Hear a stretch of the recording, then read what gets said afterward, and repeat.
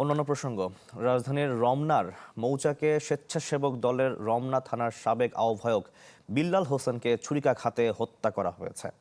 সোমবার সন্ধ্যায় মৌচাকের আনারকলি মার্কেটের সামনে এই ঘটনা ঘটে। নিহতের পরিবারের দাবি, যুবদলের রমনা থানার আহ্বায়ক দিদারুল ইসলাম বাবুর উপস্থিতিতে তার অনুসারীরা হত্যা করেছে। এই ঘটনার সাথে জড়িতদের ধরতে অভিযান পরিচালনা করছে বলে জানায় পুলিশ। এদিকে অভিযুক্ত দিদারুলকে বহিষ্কার করেছে যুবদল। প্রিমিয়ার ওয়ার্ড্রোব, গুছিয়ে ফেলুন জীবনটাকে।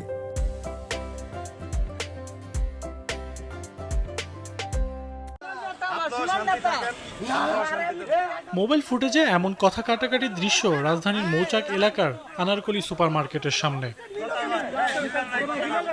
যেখানে সোমবার সন্ধ্যায় স্বেচ্ছাসেবক দলের সাবেক নেতা বিল্লাল হোসেনের সাথে তর্কাতর্কি হয় যুবদলের রমনা থানার আহ্বায়ক দিদারুল ইসলামের। এর কিছুক্ষণ পরেই ছুরিকাঘাতে খুন হন বিল্লাল। নিহতের পরিবারের দাবি, দিদারুল ইসলাম বাবু ও তার সহযোগী লুৎফরের চাঁদাবাজির বিরুদ্ধে প্রতিবাদ করায় তাকে হত্যা করা হয়েছে। আমার মামাকে মারছিল ঢাকার মহানগরের দক্ষিণে রমনা থানায় যুবদলের সভাপতি দিল্লুর রহমান বাবু। ওর ডান হাত যে মিরাজুল, ও কি করছে, ছুরি দিয়ে আমার মামার এখানে আঘাত করছে।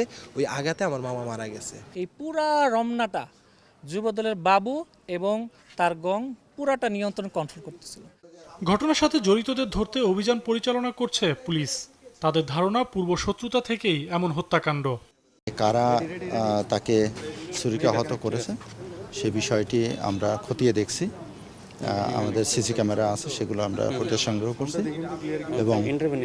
এবং আমরা যারা প্রত্যক্ষদর্শী আছে তাদের সাথে কথা বলি। যারা এই অপরাধটি করেছে তাদেরকে খুঁজে বের করে আমরা আইনের আওতায় আনব। হত্যাকাণ্ডের পর সোমবার রাত 11টার দিকে দিদারুল ইসলাম বাবুকে দল থেকে বহিষ্কার করা হয়। সেই সাথে রমনা থানা যুবদলের কমিটিও বিলুপ্ত করা হয়। সজল সাইক, চ্যানেল 24, ঢাকা।